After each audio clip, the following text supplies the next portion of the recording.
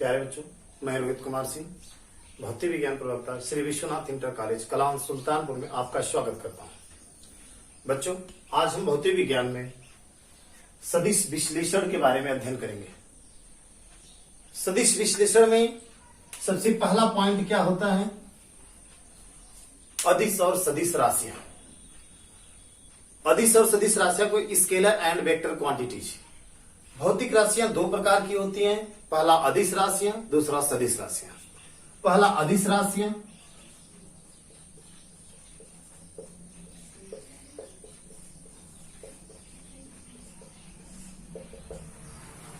अदिश राशियां कुछ भौतिक राशियां ऐसी होती हैं जिनमें केवल परिमाण ही होता है, उनकी कोई दिशा नहीं होती है। उदाहरण: द्रव्यमान, दूरी, समय, चाल, आयतन, घनत्व, दाब, कार्य, ऊर्जा, शक्ति, आवेश इत्यादि।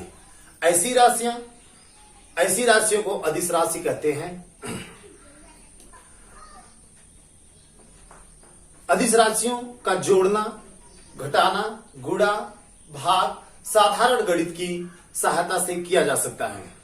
दूसरा पॉइंट हमारे पास है सदिश राशियां।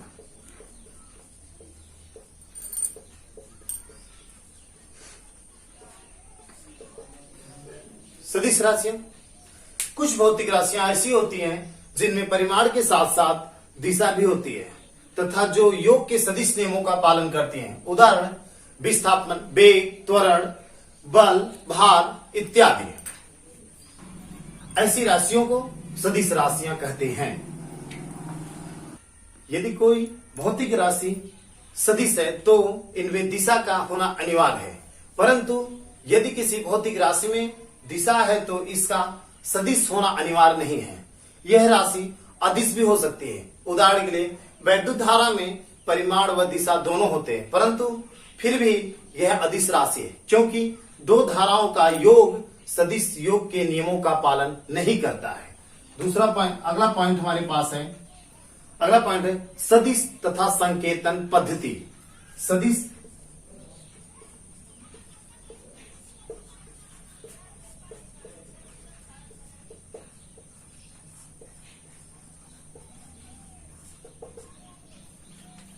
सदिश तथा संकेतन पद्धति। कोई भी राशि एक बाण के द्वारा निरूपित की जाती है। इस बाण को वेक्टर कहते हैं। बाण की लंबाई उस राशि के परिमाण के तथा नोक उस राशि की दिशा को प्रदर्शित करता है। सदिश राशियां मोटे अक्षरों के ऊपर बाण का चिन्ह लगाकर लिखी जाती है। यदि किसी सदिश राशि का परिमाण a है तब उस राशि को वेक्टर a लिखेंगे, वेक्टर a लिखेंगे। अगला पॉइंट हमारा है वेक्टरों के प्रकार, काइंड्स ऑफ वेक्टर्स। सदिश मुख्यतः दो प्रकार के होते हैं, अक्षीय सदिश और ध्रुवीय सदिश। अक्षीय सदिश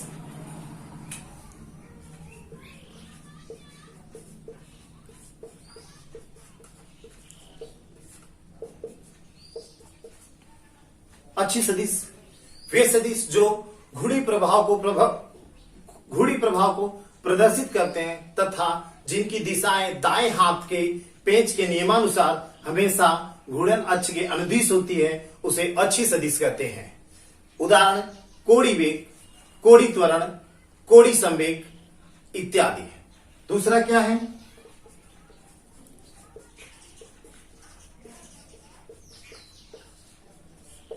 ध्रुवीय सदिश। दूसरा पॉइंट है ध्रुवीय सदिश, पोलर वेक्टर्स।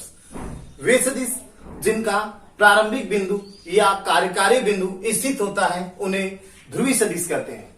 उदाहरण: विस्थापन, बल इत्यादि। नोट, एक नोट देख लीजिए। एक नोट में ध्रुवीय सदिश का संबंध रेखीय गति से होता है जो एक निश्चित बिंदु से प्रारंभ होता है। अगला पॉइंट हमारे पास सदिशों से संबंधित कुछ महत्वपूर्ण परिभाषाएं। Some important definition related to vectors. पहला पॉइंट है जैसे समान वेक्टर। पहला पॉइंट हमारे पास क्या है, समान वेक्टर। अब समान वेक्टर क्या देखिए, वे सदिश जिनके परिमाण बराबर होते हैं तथा जिनकी दिशाएं भी एक ही होती हैं उन्हें समान सदिश कहते हैं। जैसे ये वेक्टर ए है, ये वेक्टर बी है, एक्स वाई एक्सिस है, वेक्टर ए जो है वेक्टर बी के बराबर, वेक्टर ए जो है वेक्टर बी के बराबर है। इनके मध्य जो है 0 डिग्री के कोण होते हैं। दूसरा पॉइंट हमारे पास क्या है, विपरीत वेक्टर।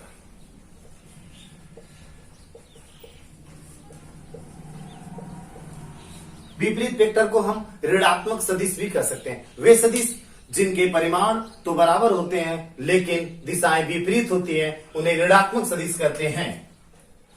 जैसे एक्स वाई, ये ए हो गया वेक्टर ए, ये हो गया वेक्टर बी। अब वेक्टर ए जो है, वेक्टर ए हमारा जो है वेक्टर बी से विपरीत है, वेक्टर बी के विपरीत है, अर्थात थीटा बराबर इसमें 180 अंश होता है। तीसरा पॉइंट हमारे पास क्या है, असमान सदिश।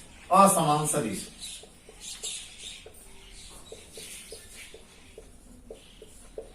असमान सदिश क्या है, वे सदिश जिनके परिमाण समान लेकिन दिशाएं भिन्न होती हैं अथवा परिमाण व दिशाएं दोनों भिन्न हो सकते हैं। इस प्रकार के सदिशों को असमान सदिश कहते हैं। जैसे ये वेक्टर ए है और ये वेक्टर बी है, ये वेक्टर ए है, ये वेक्टर बी है, इसमें दिशाएं भिन्न हैं।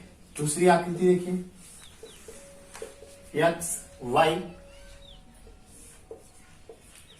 ये वेक्टर ए, ये वेक्टर बी, इसमें परिमाण भिन्न है। एक्स वाई ये हो गया, ये वेक्टर ए हो गया, ये वेक्टर ए हो गया और ये हमारा वेक्टर बी हो गया। परिमाण व दिशा दोनों भिन्न है। पॉइंट, शून्य सदिश। वह सदिश जिसका परिमाण शून्य हो शून्य सदिश कहलाता है। इसकी दिशा का निर्धारण नहीं किया जा सकता, इसकी दिशा का निर्धारण नहीं किया जा सकता। एक पॉइंट है इसमें, जैसे वेक्टर ए व minus vector A, vector A व माइनस वेक्टर ए सदिशों को जोड़ने पर, जब सदिशों को जोड़ते हैं तो हमारे पास क्या आ जाएगा, वेक्टर ए प्लस ये minus vector A plus minus ये हो जाएगा हमारे पास 0। क्या हो जाएगा, 0, शून्य वेक्टर। दूसरा पॉइंट हमारे पास क्या है, ख में देखिए कि सदिश वेक्टर ए को शून्य से गुणा करने पर, सदिश वेक्टर ए को शून्य से गुणा करने पर, जब गुणा करते हैं तब क्या हो जाएगा, वेक्टर ए किससे गुणा करना है, शून्य से गुणा करना, शून्य से गुणा कर दिए तो हमारे पास क्या प्राप्त हो जाएगा, शून्य प्राप्त हो जाएगा। अगला पॉइंट हमारे पास है एकांक सदिश।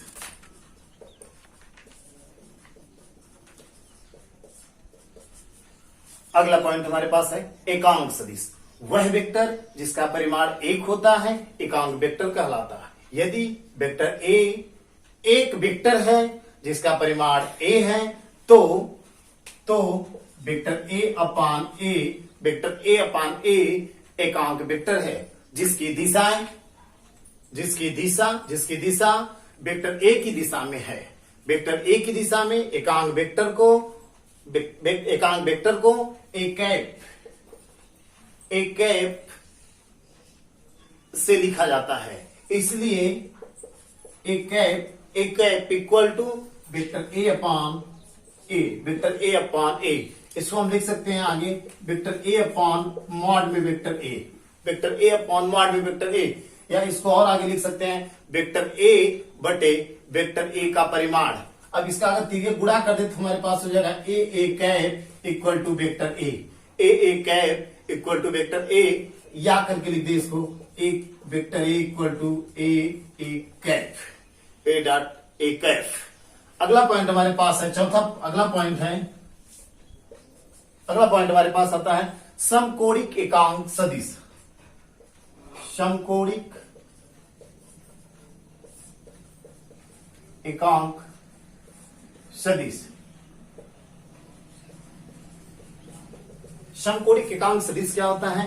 XH, YH तथा ZH के अनुदिश एकांक सदिश को क्रमशः I कैप, J कैप और K cap, I cap, J cap और K कैप से व्यक्त किया जाता है। यदि किसी सदिश वेक्टर A का मापांक, यदि किसी सदिश वेक्टर A का मापांक,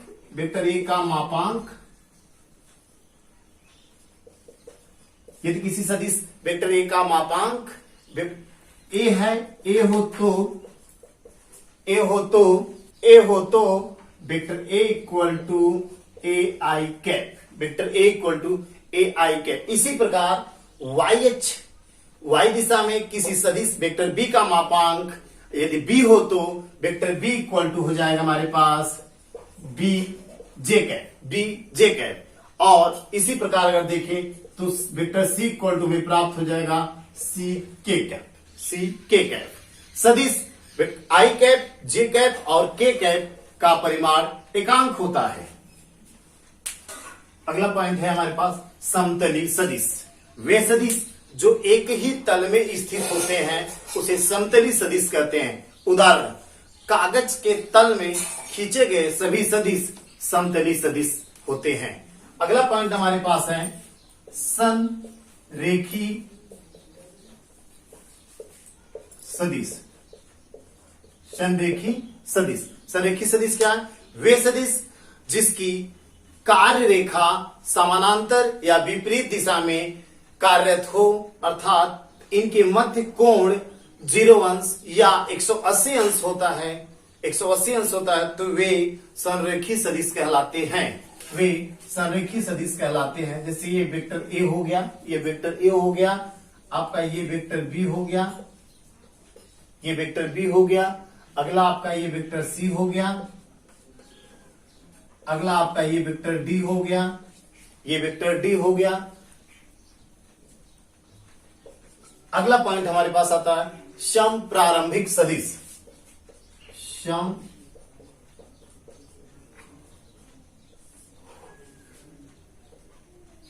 सम प्रारंभिक सदिश। सम प्रारंभिक सदिश क्या होता है? वे सदिश जो एक ही बिंदु से प्रारंभ होते हैं उसे सम प्रारंभिक सदिश कहते हैं।